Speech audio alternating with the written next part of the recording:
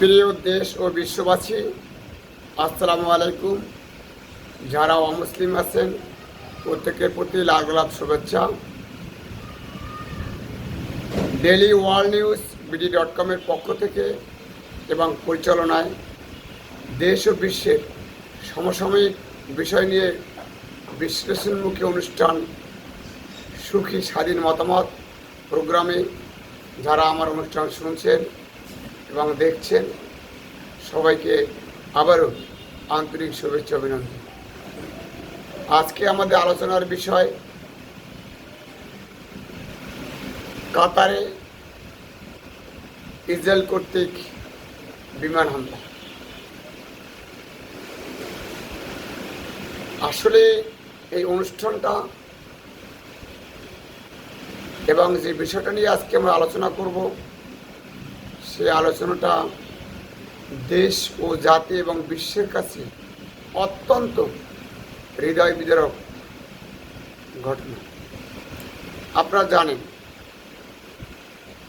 বিশ্বের মানচিত্রে মধ্যপ্রাচ্যে ইসরায়েলের অবস্থানটা কিভাবে হয়েছে, এরা কিভাবে আসছে, এরা বিশ্বের কাছে কত নিন্দনীয় অথবা কি অবস্থান, সেটা আমরা সবাই জানি। ইসরায়েল শুধু যে মুসলমানদের কাছে নিন্দনীয় বিষয়, সে বিষয় কিন্তু নয়, কারণ মুসলিম অমুসলিম সবার কাছে ইসরায়েল নিন্দনীয় বিষয়। আমার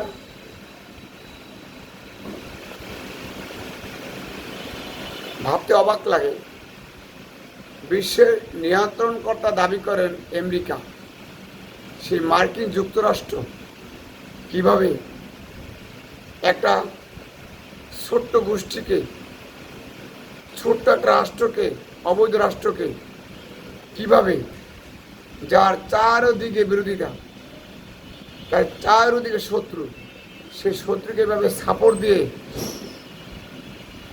ফিলিস্তিনি রাষ্ট্রের সেই গাজার শান্তিকামী মানুষের উপরে কিভাবে হামলা চালায়, কিভাবে দীর্ঘ বছর যুগ যুগ ধরে এভাবে অত্যাচার অনাচার করে আসছে, তার সম্পূর্ণ সাপোর্ট এই মার্কিন যুক্তরাষ্ট্রের।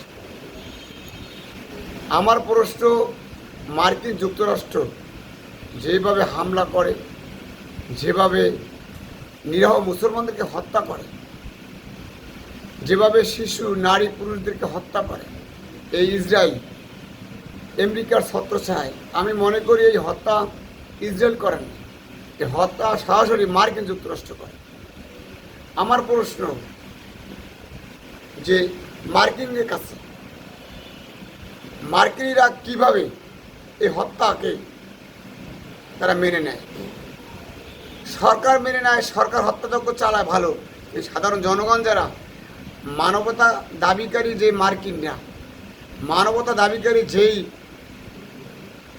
ইউরোপীয় ইউনিয়নের দেশগুলো, ন্যাটোভুক্ত দেশগুলো, তারা কিভাবে সাপোর্ট দেয়, আমার অবাক লাগে আসলে। দেখেন, মার্কিনিরা তাদের মধ্যপ্রাচ্যে তাদের দেশকে কন্ট্রোল করার জন্য, তাদের শাসনভার কন্ট্রোল করার জন্য এই মধ্যপ্রাচ্যকে তারা মনে করে যে মধ্যপ্রাচ্য তাদের প্রয়োজন।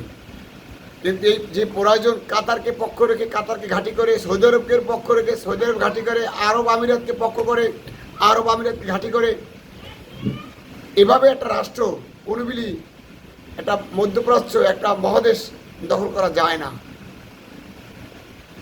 ভালোবাসা দিয়ে দখল করতে হয়। আজকে গাজা সেই নিরস্ত্র মানুষের উপরে যেভাবে মার্কিনের ছত্রছায়ায়, মার্কিনের সরাসরি মদত দিয়ে যেভাবে ইসরায়েলরা হত্যা করাইতেছেন, এটার ফল যে কত ভয়াবহ, সেটা একদিন এটা অনুভব করা হবে। প্রিয় দেশবাসী, প্রিয় বিশ্ববাসী, আজকে কাতারে হামলা করেছেন। কাতারে সেই রাজতন্ত্র বহাল রাখার জন্য আমেরিকার তারা পক্ষ রাখতেছেন। আরব আমিরাতের সেই রাজতন্ত্র বহাল রাখার জন্য, সৌদি আরবের রাজতন্ত্র বহাল রাখার জন্য, মধ্যপ্রাচ্যের যারা রাজতন্ত্র বহাল রাখার জন্য আমেরিকাকে তারা পক্ষ রাখতেছেন এবং গাজার উপর হামলা চালাচ্ছেন। কিন্তু সেই হামলা আজকে কাতারের উপরও ইসরায়েলরা করতেছেন। আসলে কাতারা নড়চড়ে বসছেন, আজকে আরব আমিরাত নড়চড়ে বসছেন, আজকে সৌদি আরব নড়চড়ে বসছেন। কিন্তু যে সময় সে নিরস্ত্র গাজাবাসীদের উপরে, নারী পুরুষের উপরে যেভাবে যে হত্যাযজ্ঞ চালাচ্ছে, সে সময় কিন্তু তারা নড়চড়ে বসেন নাই, সে সময় তারা সহযোগিতা করেছেন। প্রিয় দেশ বিশ্ববাসী, আজকে অনুরোধ, আপনারা এখনো সুস্থ হয়ে যান। আজকে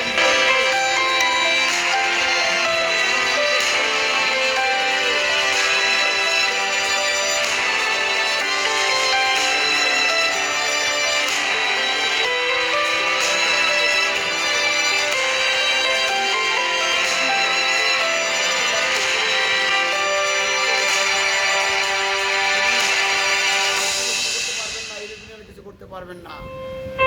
আমার প্রশ্ন,